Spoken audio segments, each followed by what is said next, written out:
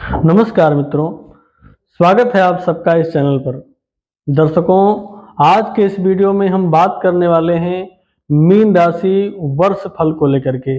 Mean राशि वालों के लिए यह नूतन वर्ष 2025 क्या कुछ प्रदान करने वाला है।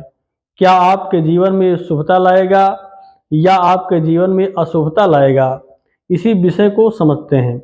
अब दर्शकों, देखा जाए तो मीन राशि वालों के ऊपर वर्तमान समय में शनि की साढ़े साती का प्रभाव चल रहा है, जिसके कारण कई बार मानसिक तनाव का सामना करना आपको पड़ रहा है। अब दर्शकों, आने वाला ये वर्ष क्या कुछ आपको देने वाला है। क्या पूर्व की भांति उतार चढ़ाव से युक्त रहेगा, समस्याओं को प्रदान करने वाला रहेगा, या समस्याओं से निकलने का रास्ता आपको मिल जाएगा। दर्शकों, देखा जाए तो वर्तमान समय में शनि की साढ़े साती और वर्ष के आरंभ में देवगुरु बृहस्पति का गोचर आपकी राशि से तृतीय भाव में हो रहा है। अब तृतीय भाव में गोचर कर रहे देवगुरु बृहस्पति यद्यपि शुक्र की राशि में हैं, लेकिन फिर भी यहाँ पर बैठ करके वे आपके सप्तम भाव पर दृष्टि डाल करके पंचम दृष्टि के द्वारा व्यापार को बढ़ाने वाले हो जाएंगे। वैवाहिक जीवन में मधुरता लाने का कार्य करेंगे, और विवाह अगर नहीं हुआ है तो विवाह हो, ऐसे भी संयोग देवगुरु बृहस्पति बनाएंगे। अब इनके नवम दृष्टि की बात करें तो एकादश भाव पर हो करके देवगुरु बृहस्पति यहाँ पर दृष्टि डाल करके लाभ देने का कार्य करेंगे आपको। और सप्तम दृष्टि भाग्य भाव पर होगी तो पिता के द्वारा सत्कार सम्मान प्राप्त होगा, तीर्थ यात्राएं होंगी, धार्मिक कृत्य होगा, और भाग्य में उन्नति प्रदान कारक देवगुरु बृहस्पति बनेंगे। तो वर्ष के आरंभ में देवगुरु बृहस्पति का गोचर आपके लिए अत्यंत शुभ फल कारक कहा जाएगा। अब बात करें राहु के गोचर की, तो राहु का गोचर इस समय आपकी राशि में ही हो रहा है। अब आपकी राशि में बैठे राहु एक तो आपको कई प्रकार से संशयात्मक बना देंगे। प्रत्येक कार्य को करने में आपके मन में संशय बना रहेगा, एक अज्ञात भय बना रहेगा, और मिथ्यावादी मिथ्या भाषण करने वाला भी बना देंगे। झूठ बोलने की आदत भी आपके अंदर आ सकती है। तो इस प्रकार का कृत्य राहु यहाँ पर बैठ करके करेंगे।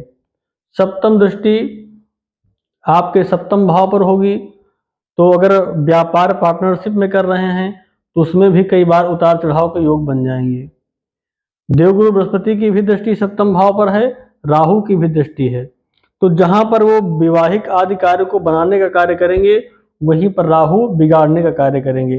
तो दोनों की दृष्टि होने से इसमें समानता आ जाएगी, यानी अच्छाइयाँ और बुराइयाँ दोनों को मिला दिया जाए तो कुछ अच्छा और कुछ खराब, इस प्रकार से मिला जुला परिणाम आपको वर्ष के आरंभ में देखने को मिलेगा।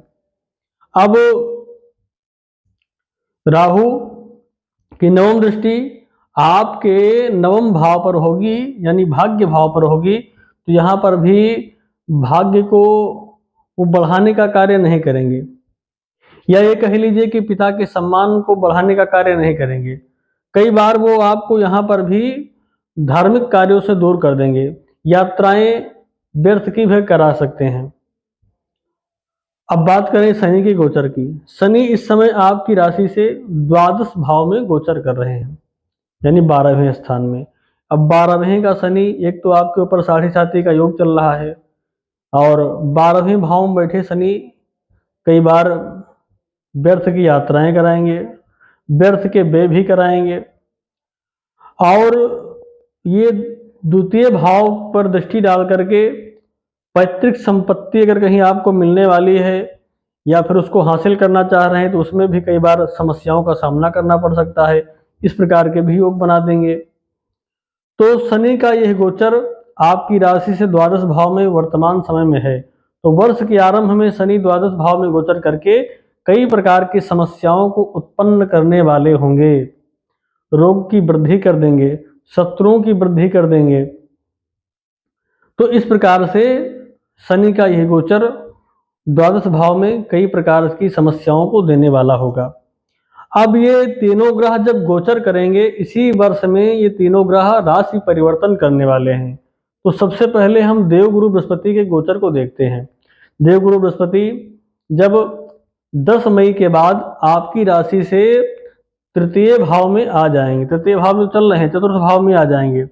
जब चतुर्थ भाव में आ जाएंगे तो यहाँ पर गोचर कर रहे देवगुरु बृहस्पति आपके लग्नेश हैं, तो आपको मकान बनाने का योग बना देंगे, संपत्ति प्राप्त करने का योग बना देंगे, वाहन खरीदने का योग बनाएंगे। और दसम दृष्टि के द्वारा दसम भाव पर जब ये दृष्टि डालेंगे तो आपके कार्य क्षेत्र को कार्य क्षेत्र में उतार जो हो रहा है उसमें वृद्धि के योग बना देंगे। आपके कार्य जो है बढ़ने लग जाएंगे। तो 10 मई के बाद देवगुरु बृहस्पति का ये गोचर आपकी राशि से चतुर्थ भाव में होगा और यहाँ पर भी गुरु अच्छा ही परिणाम देने वाले होंगे, क्योंकि ये आपके राशि के स्वामी राशिस हैं। अब बात करें शनि के गोचर की। शनि 20 अप्रैल के बाद जब आपकी राशि में ही आ जाएंगे, अभी वो कुंभ में है, द्वादश भाव में आपके गोचर कर रहे हैं। जब शनि 20 अप्रैल के बाद आपकी राशि मीन राशि में आ जाएंगे तो 7.5 का दौर तो चल ही रहा है, लेकिन ये समझ लीजिए कि ये समय आपके लिए अत्यधिक पीड़ा और कष्टकारक रहेगा, क्योंकि इतना आपके जीवन में संघर्ष बढ़ जाएगा, प्रत्येक कार्यों में विलंबता, कोई भी कार्य समय पर नहीं होगा, बार बार एक ही कार्य के लिए दौड़ना पड़ जाएगा। ये समझ लीजिए कि आपके जीवन में संघर्ष की स्थिति शनिदेव बढ़ा देंगे गोचर करके। तो 20 अप्रैल के बाद शनि का ये गोचर मीन राशि वालों के लिए अत्यधिक पीड़ा कष्टकारक माना जाएगा। कार्य क्षेत्र में भी अत्यधिक परिश्रम करने की आवश्यकता हो जाएगी। बात करें राहु की गोचर की, तो राहु 15 मई के बाद जो आपकी राशि में चल रहे हैं, ये आपकी राशि से द्वादश भाव में आ जाएंगे। द्वादश भाव में गोचर कर रहे राहु भी कोई अच्छा परिणाम देने वाले नहीं होते हैं। यहाँ पर बैठ करके राहु कई बार कारागार योग भी बना देते हैं। तो राहु का गोचर भी द्वादश भाव में होकर के कोई अच्छा परिणाम देने वाला नहीं है। तो मीन राशि वालों के लिए देखा जाए तो वर्ष के आरंभ में कुछ अनुकूलताएं प्राप्त हो सकती हैं, कार्य क्षेत्र में वृद्धि के योग हो सकते हैं वर्ष के आरंभ यानी जनवरी मास, फरवरी मास।